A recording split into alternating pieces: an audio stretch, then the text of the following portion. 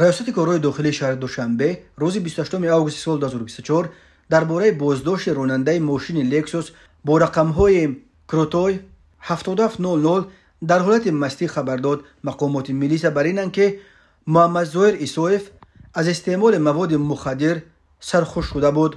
بنا به اطلاع مرکز مطبوعات ملیس دوشنبه از جانب کارمندان ملیس پایتخت، ایسوف محمد ظاهر میر رحیموویچ راننده واسطه نقلیات تمغه لکسوس رقم‌های قید دولتیش 7700 او دستگیر کرده شد.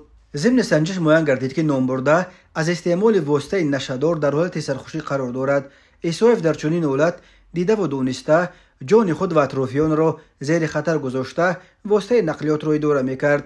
تاکید شده است در گزارش ملیسیا وابسته به این حالت نسبت به ایسوف محمد ظاهر طبق طلبات ماده 332 کودکس حقوق ویرانکنی‌های مأموری جمهوری تاجیکستان پروتکل مأموری ترتیب داده شده برای چاره‌جویی به دادگاه ارسال کرده شد.